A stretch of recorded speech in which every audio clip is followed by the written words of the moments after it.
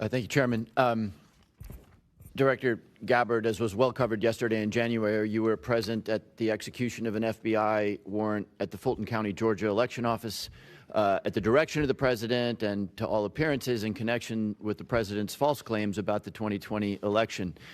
The unsealed affidavit submitted by the FBI made zero reference to foreign powers or outside interference. I don't want to relitigate the reasons why you were there, but I do want to know whether as a result of your visit there is credible intelligence in your possession pointing to foreign interference in Georgia in the 2020 election. Thank you for the question, Ranking Member.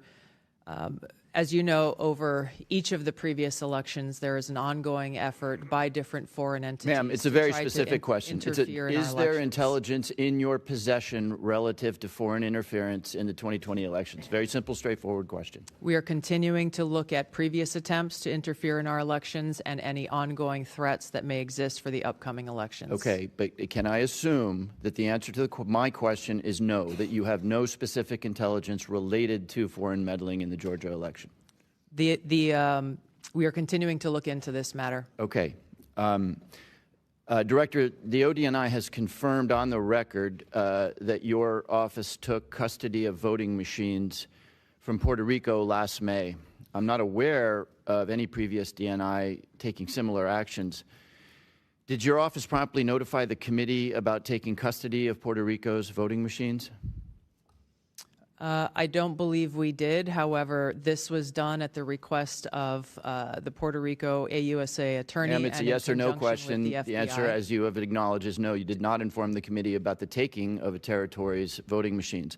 Is there a specific foreign threat? And I've read the reporting that you were looking for possible foreign threats, but is there a specific foreign threat that drove you to take this action? There were questions about whether or not there were vulnerabilities that a threat could have taken advantage of, and that was the purpose for their requesting us to look into those vulnerabilities. Where are those voting machines now?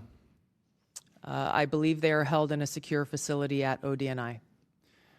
Have you or other ODNI officials taken any other state or territory's voting equipment into custody? Not to my knowledge. I want to turn in the subject of elections to a paradoxical thing. You will all be aware that the U.S. government is apparently going to grind to a halt. The president is going to sign no more bills.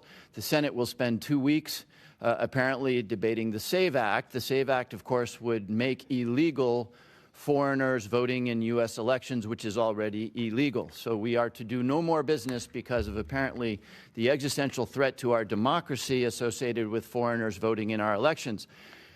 I am therefore puzzled by the fact that neither the unclassified nor the classified threat assessment makes any reference to risk or danger associated with foreigners voting in our elections. Director Patel, how many non-citizens have been convicted of voting in U.S. elections in the last 10 years? The conviction stats are with the Department of Justice. I defer to them on that. You are the director of the FBI. Give me a guess. How many convictions in the last 1 year, 5 year, or 10 years? Ballpark. I don't have that with me, sir. Again, it's with the department. You don't have that with, okay. Director Patel, how many active investigations does the FBI have into foreign individuals voting in U.S. elections? We have a number of investigations, generally speaking, ongoing about individuals across the country. Yeah, I'm asking for that number. I don't have that number with me, but I have a number of them. You have a number of investigations. Okay, is that number 10,000? Is it closer to 10,000 or closer to 10? It's probably somewhere in between. Okay. Will you please provide the committee with that number? Yes, sir. Okay. Director Patel, since you don't have the numbers, would it surprise you to know that the Heritage Foundation, which is not exactly the Columbia University Faculty Lounge, found only 77 instances of non-citizen voting in the 24 years between 1999 and 2023, each of which faced investigation by the appropriate authorities. So Heritage has a number of 77 examples in 24 years. Does that number surprise you? No, because it's low. I don't understand your answer.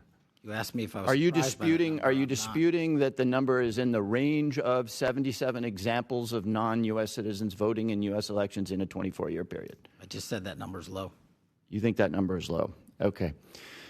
So why, if this is a meaningful issue, do we have no, and I guess I direct this to Director Gabbard, why is there no mention of this thing that will grind the American government to a halt for a 2-week period in the worldwide threats analysis? This annual threat assessment was shaped around the national security strategy's prioritization of threats to our nation and our nation's interests. There are multiple platforms and venues where there have been and there will be reporting on threats to our foreign threats to our elections.